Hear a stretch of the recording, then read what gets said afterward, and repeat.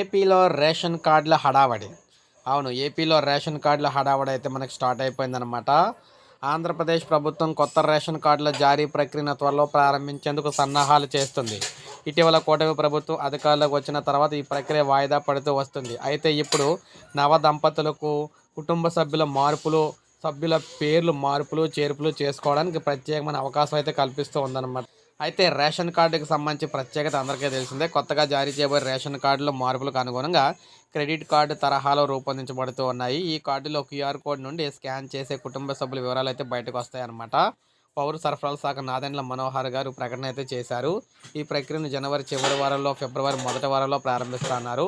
ఇక రేషన్ కార్డుల సంఖ్య కూడా ప్రస్తుతం అయితే పెరగబోతూ ఉంది. మొత్తంగా ప్రజెంట్ చూసుకుంటే 1.48 కోట్ల రేషన్ కార్డులు ఉండగా, ఇందులో కొత్తగా దరఖాస్తులు చేసుకున్న 70,000 మంది దంపతులు, కుటుంబ సభ్యులు మార్పులు, చేర్పులు కలిపి మొత్తం 2 లక్షల రేషన్ కార్డులు అయితే జారీ చేయాల్సిన అవకాశం అయితే ఉంది.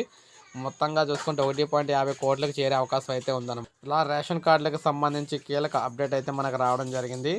అంటే పాత రేషన్ కార్డుల స్థానంలో కొత్త రేషన్ కార్డులు, ముఖ్యంగా వైఎస్ జగన్ రంగులు, జగన్ బొమ్మలు ఇవన్నీ తీసేస్తారు. మార్చేసి కొత్త డిజైన్తో క్రెడిట్ కార్డు పోలిక, అంటే మనకి డెబిట్ కార్డ్ అయితే ఉంటుంది కదన్నమాట. డబ్బులు తీసుకుని ఏటీఎం కార్డు, ఆ ఏటీఎం కార్డును పోలైతే రేషన్ కార్డు అయితే ఉంటుందన్నమాట. తొందరలోనే ఇవైతే మనకి ఇవ్వబోతున్నారు.